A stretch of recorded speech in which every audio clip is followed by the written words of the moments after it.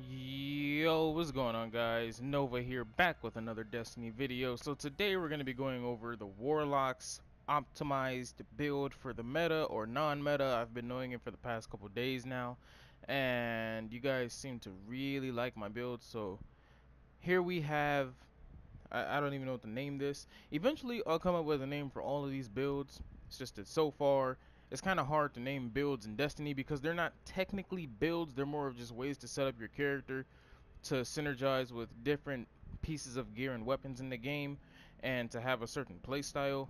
You know, if this game had more of stats like intellect and discipline and strength where you can individually go in and tinker with everything, then we could properly deliver builds, but it doesn't.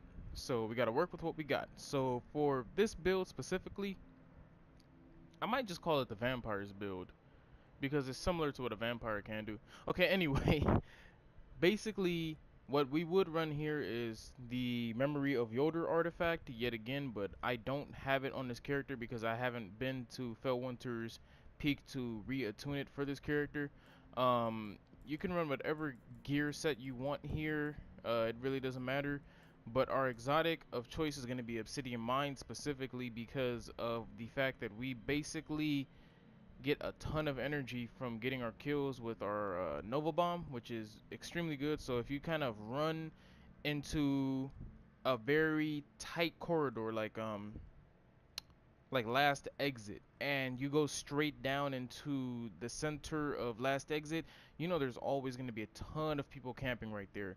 If you get the right amount of kills, you can actually get what, a breaker or a slayer with your Nova, and then immediately have half bar of super onto your next one. And the reason why we picked this is because it synergizes extremely well with bad juju. So in case you don't know, and for the people who have followed my channel, they already know, bad juju is my favorite exotic in the game. It's just an all-around extremely good weapon, and right now, since the meta is basically high fast fire rate pulse rifles, and I mean everything is sort of balanced right now, but normally your go-to is going to be the Hawksaw archetype.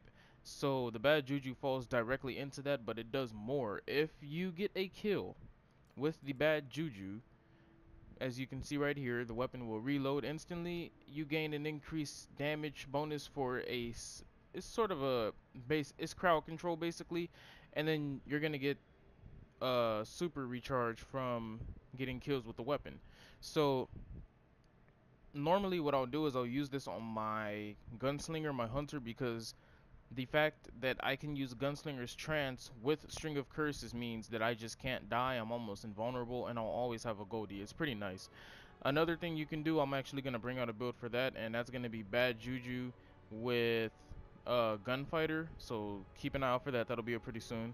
And I'll be doing Bad Juju with the Defender Bubble. Now that's a dirty build. I'm going to be bringing that one up too. So keep an eye out for those two. The pulse rifle is in full auto. You always want to welcome full auto, and although this may seem like a very underrated perk, hipfire is very useful, especially on a pulse rifle where you can just kind of spray. Since it's in full auto, the hipfire spread is going to be wide. But on bad juju, I don't know if you've actually tested it before, and for those who have used it and know that it's good, then you know, you already know. If you hipfire with a bad juju, it's almost like ADSing, except you get to use the crosshairs. So if you have to strafe around a corner, this is actually very useful.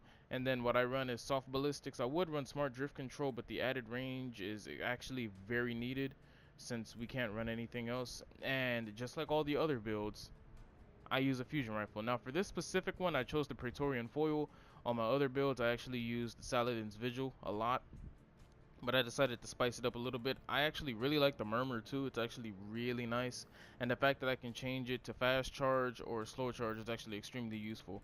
I still don't understand why they haven't brought this up to max level, but hey, you know, Bungie they do what they do for a specific reason. So moving on, we have the Praetorian's Foil. Now in case most of you haven't received this weapon, you get it from the Vault of Glass. I haven't gotten the year 3 version yet. I actually got it way back, as you can see with the light level, and I've just held on to it because I never thought it was going to make a comeback, and yet it did. So it comes with Steady Hand, True Sight, and Red Dot RES. You have Glass Half Full, your standard damage node, perfect balance, accelerated coils, and send it. And then you have reactive reload, which is extremely overpowered for this archetype of fusion rifle. Then you have your Oracle Disruptor and the rest of your damage nodes. So glass half full and reactive reload. This right here isn't a perk that you would usually want on a fusion rifle. You want something that maxes out the range, but this is the only fusion rifle in the game besides Pocket Infinity, and I don't know if they have patched Pocket Infinity to take it off, but this fusion rifle and Pocket Infinity came with Send It. These are pretty much some of the last weapons in the game to actually have Send It, and it completely maxes out your range. So you don't need rangefinder, you don't need rifle to barrel, you don't need hammer forged or small bore. All you needed was Send It on this specific weapon, which made it so powerful. Then you have the red dot ORES, which was actually really good for range and recoil control, as you can see right here. And then the glass half full perk. So basically, on an auto rifle or a sniper or whatever you get this on, glass half full would proc at a certain ammo count in a magazine. So if you ran a weapon that had about 30 rounds at 15, you would get, I want to say, like 10% extra damage on the rest of your magazine.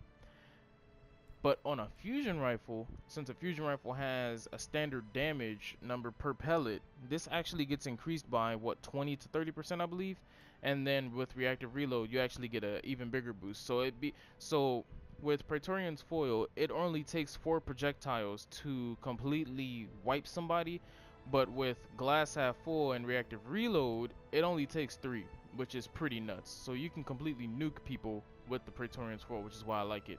So going into the Voidwalker tree, it's not completely leveled up, but I leveled it up to where I actually show you the perks that I'm using.